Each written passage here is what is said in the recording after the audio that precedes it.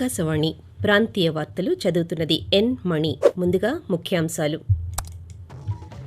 పేదల సొంత ఇంటి కలను నెరవేర్చాలి అన్న లక్ష్యాన్ని 2 ఏళ్లలో సాధించామని ముఖ్యమంత్రి జగన్మోహన్ రెడ్డి తెలియజేశారు. సహజ వనరుల సద్వినియోగంలో యువత పాత్ర కీలకమని కౌశల్ దీక్షాంత్ సమారోహ్ను ఉద్దేశించి ప్రధానమంత్రి నరేంద్ర మోదీ వ్యాఖ్యానించారు.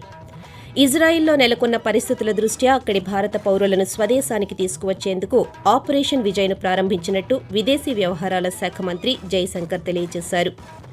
జగనన్న సురక్ష వైద్య శిబిరాల ద్వారా ఇప్పటివరకు రాష్ట్రంలో 18 లక్షల మందికి పైగా వైద్య సేవలు పొందారని వైద్య ఆరోగ్య శాఖ మంత్రి విడదల రజని తెలిపారు. ఇక వార్తల వివరాలు. నైపుణ్యాభివృద్ధి సంస్థల స్నాతకోత్సవాలను ఉమ్మడిగా నిర్వహించడం అభినందనీయమని ప్రధానమంత్రి నరేంద్ర మోదీ వ్యాఖ్యానించారు. ఈ రోజు ఆయన కౌశల్ దీక్షాంత్ సమారోహ్ను ఉద్దేశించి దృశ్య మాధ్యమం ద్వారా మాట్లాడుతూ దేశంలోని సహజ వనరులను సద్వినియోగం చేసుకోవడంలో యువత పాత్ర కీలకమన్నారు. నూతన జాతీయ విద్యా విధానం ద్వారా కొత్త అవకాశాలను ఉపయోగించుకునేలా యువతను సమాయత్తం చేస్తోందని పేర్కొన్నారు. ప్రభుత్వం పెద్ద సంఖ్యలో కొత్త వైద్య కళాశాలలు, ఐఐటీలు, ఐఐఎంల వంటి నైపుణ్యాభివృద్ధి సంస్థలను ఏర్పాటు చేస్తోందన్నారు.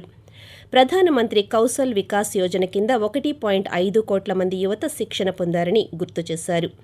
ఇటీవల భారత్ ప్రతిపాదించిన global skill mapping G20 summit ఆమోదం పొందిందని, ఇది భవిష్యత్తులో యువతకు మంచి అవకాశాలను కల్పించడంలో సహాయపడుతుందని ప్రధాని తెలియజేస్తూ, देश के हजारों युवा टेक्नोलॉजी के माध्यम से जुड़े हुए मैं सभी युवाओं को बेहतर भविष्य के लिए बहुत बहुत शुभकामनाएं देता हूं। मेरे युवा साथियों, हर देश के पास अलग अलग तरह का सामर्थ्य होता है, लेकिन इस सामर्थ्य को उपयोग में लाने के लिए जिस एक महत्वपूर्ण शक्ति की जरूरत होती है, और ये युवा शक्ति जितनी सशक्त होती है उतना ही देश का विकास होता है.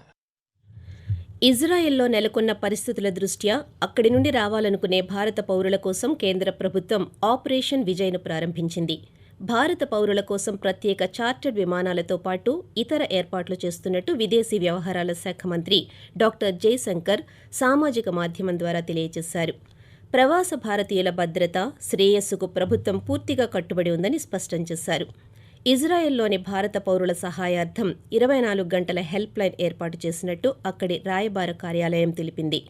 ప్రజలు ప్రశాంతంగా, అప్రమత్తంగా ఉంటూ భద్రతా సలహాలను పాటించాలని విజ్ఞప్తి చేసింది. ఇజ్రాయెల్, పాలస్తీనాలోని పరిస్థితుల దృష్ట్యా సమాచారం, సహాయం అందించేందుకు విదేశీ వ్యవహారాల మంత్రిత్వ శాఖలో 24 గంటల కంట్రోల్ రూమ్ను ఏర్పాటు చేశారు. రాష్ట్రంలో 31 లక్షల కుటుంబాలకు ఇళ్ల స్థలాలు కేటాయించామని ముఖ్యమంత్రి జగన్మోహన్ రెడ్డి తెలియజేశారు. ఈ రోజు ఆయన కాకినాడ జిల్లా సామర్లకోటలో జగనన్న కాలనీ ఇళ్లను ప్రారంభించారు. ఈ సందర్భంగా మాట్లాడుతూ పేదల సొంతింటి కలను నెరవేర్చాలి అన్న లక్ష్యం 2 ఏళ్లలో సాధించామని, రాష్ట్ర వ్యాప్తంగా 17,000 జగనన్న కాలనీలు ఏర్పాటు అవుతున్నాయని తెలిపారు. రాష్ట్రంలో 22 లక్షల ఇళ్ల నిర్మాణానికి శ్రీకారం చుట్టి 7,40,000 ఇళ్ల నిర్మాణం పూర్తి చేశామని, మరో 14.33 లక్షల ఇళ్ల నిర్మాణం త్వరితగతిన పూర్తవుతోందని వివరించారు. నవరత్నాల్లోని ప్రతి పథకాన్ని బాధ్యతతో అమలు చేస్తున్నామని, రాష్ట్రంలో ప్రస్తుతం 35కు పైగా పథకాలు అమలవుతున్నాయని ముఖ్యమంత్రి పేర్కొంటూ, పేదల సొంత ఇంటి కలను నిజం చేస్తూ రాష్ట్రంలో 31 లక్షల కుటుంబాలకు, అంటే రాష్ట్ర జనాభాలో దాదాపుగా 20% పైచిలుకు ఉన్న ఇల్లు లేని నిరుపేదలకు ఇవ్వగలిగాము అని కూడా ఈ సందర్భంగా చెప్పడానికి సంతోషపడతా ఉన్నా. 22 లక్షల ఇళ్ల నిర్మాణానికి కూడా శ్రీకారం చుట్టడం జరిగింది. జగనన్న ఆరోగ్య సురక్ష శిబిరాల ద్వారా పేదలకు ఇంటి వద్దనే సూపర్ స్పెషాలిటీ వైద్య సేవలు అందిస్తున్నామని రాష్ట్ర వైద్య ఆరోగ్య శాఖ మంత్రి విడదల రజని తెలిపారు. ఈ రోజు ఆమె గుంటూరు సమీపంలోని ఆనందపేటలో జగనన్న ఆరోగ్య సురక్ష వైద్య శిబిరాన్ని సందర్శించారు.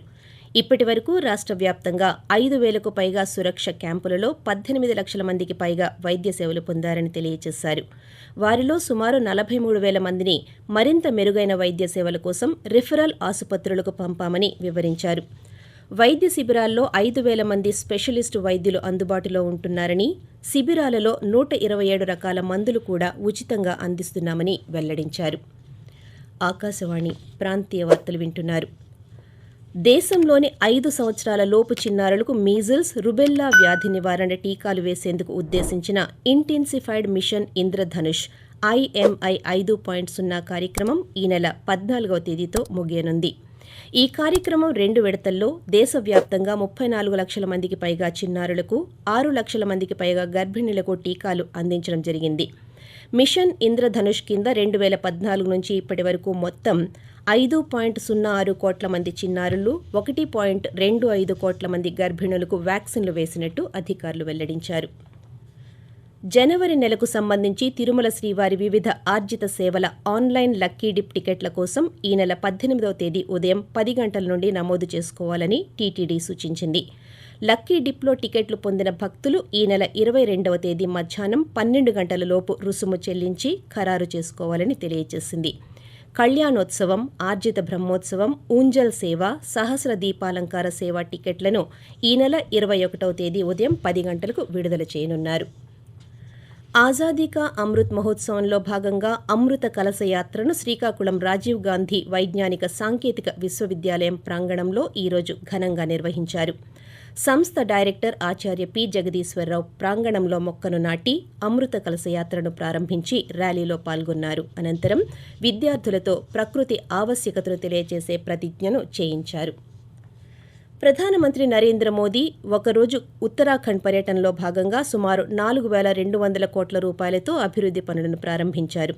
ప్రధాని తొలుత అల్మోరాలోని జగేశ్వర్ ఆలయాన్ని సందర్శించి పితోర్ఘర్లోని జోలింగ్ కాంగ్లో పార్వతీకుండ్ వద్ద ప్రార్థనలు చేశారు. అనంతరం జరిగిన బహిరంగ సభలో ప్రజలను ఉద్దేశించి ప్రధాని మాట్లాడుతూ ప్రపంచం తీవ్ర సవాళ్లను ఎదుర్కొంటున్న సమయంలో భారత్ దృఢంగా నిలుస్తుందని, అభివృద్ధిలో కొత్త శిఖరాలకు దూసుకుపోతోందని అన్నారు. ఈ పర్యటనలో ప్రధాని రహదారులు, విద్యుత్, విద్య, ఆరోగ్యం తదితర రంగాలకు సంబంధించిన ప్రాజెక్టులకు శంకుస్థాపనలు, ప్రారంభోత్సవాలు చేశారు. కొత్తగా అర్హత సాధించిన రైతులకు వైఎస్సార్ రైతు భరోసా, పీఎం కిసాన్ పథకంలో నమోదుకు గడువు ఈ నెల 15వ తేదీతో ముగుస్తుందని ప్రత్యేక వ్యవసాయ కమిషనర్ కార్యాలయం తెలియజేసింది. అర్హత ఉండి మొదటి విడత లబ్ధి పొందని భూ యజమానులు, అటవీ భూమి సాగుదారులు, కౌలు రైతులు అవసరమైన పత్రాలతో రైతు భరోసా కేంద్రాలకు వెళ్లి నమోదు చేసుకోవాలని సూచించింది. అంగళ్ల కేసులో తెలుగుదేశం పార్టీ అధినేత చంద్రబాబు నాయుడు వేసిన ముందస్తు బెయిల్ పిటిషన్పై ఈరోజు హైకోర్టులో వాదనలు జరిగాయి. ఇరువైపులా వాదనలు విన్న న్యాయస్థానం తీర్పును రిజర్వ్ చేసింది. తీర్పును రేపు వెలువరిస్తామని న్యాయస్థానం తెలియజేసింది. కాగా ఏసీబీ కోర్టులో పీటీ వారెంట్కు కోర్టు అనుమతిస్తూ సోమవారం చంద్రబాబు నాయుడును హాజరుపరచాలని ఆదేశించింది. సుప్రసిద్ధ పుణ్యక్షేత్రం తిరుపతిలో డబుల్ డెక్కర్ బస్సు సర్వీసులు ప్రారంభమయ్యాయి. టీటీడీ పాలక మండలి చైర్మన్ భూమన కరుణాకర్ రెడ్డి ఈ ఉదయం తొలి సర్వీసును ప్రారంభించగా పలువురు ప్రజాప్రతినిధులు అందులో ప్రయాణించారు. ఈ సందర్భంగా నగరపాలక సంస్థ కమిషనర్ డి. హరిత మాట్లాడుతూ శ్రీవారి భక్తులతో పాటు స్థానికులకు కూడా డబుల్ డెక్కర్ బస్సు ఎంతో ఉపయోగకరంగా ఉంటుందన్నారు. అర్హులైన వారందరికీ ఇళ్ల స్థలాలను మంజూరు చేసి ఇళ్లు నిర్మించి ఇవ్వడమే ప్రభుత్వ లక్ష్యమని భీమిలి శాసనసభ్యుడు ముత్తంశెట్టి శ్రీనివాసరావు అన్నారు.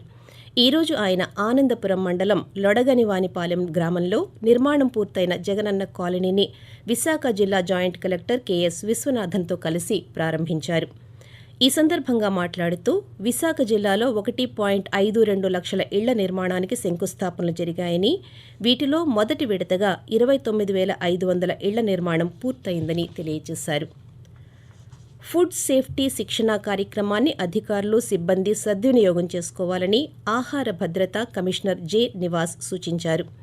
గుంటూరు జిల్లా మంగళగిరిలోని ఆరోగ్య, వైద్య మరియు కుటుంబ సంక్షేమ శాఖ కార్యాలయంలో food safety officers, assistant food controllers కోసం ఈరోజు నిర్వహించిన శిక్షణ కార్యక్రమానికి ఆయన ముఖ్య అతిథిగా హాజరయ్యారు. ఈ సందర్భంగా మాట్లాడుతూ ఆహార భద్రతా అధికారులు, అసిస్టెంట్ ఫుడ్ కంట్రోలర్లు ఈ అవకాశాన్ని సద్వినియోగం చేసుకోవాలన్నారు. ప్రాంతీయ వార్తలు ముగించే ముందు ముఖ్యాంశాలు మరోసారి. పేదల సొంతింటి కలను నెరవేర్చాలి అన్న లక్ష్యాన్ని 2 ఏళ్లలో సాధించామని ముఖ్యమంత్రి జగన్మోహన్ రెడ్డి తెలియజేశారు. సహజ వనరుల సద్వినియోగంలో యువత పాత్ర కీలకమని కౌశల్ దీక్షాంత్ సమారోహను ఉద్దేశించి ప్రధానమంత్రి నరేంద్ర మోదీ వ్యాఖ్యానించారు. ఇజ్రాయెల్లో నెలకొన్న పరిస్థితుల దృష్ట్యా అక్కడి భారత పౌరులను స్వదేశానికి తీసుకువచ్చేందుకు ఆపరేషన్ విజయ్ను ప్రారంభించినట్టు విదేశీ వ్యవహారాల శాఖ మంత్రి జైశంకర్ తెలియజేశారు. ఆకాశవాణి ప్రాంతీయ వార్తలు ఇంతటితో సమాప్తం.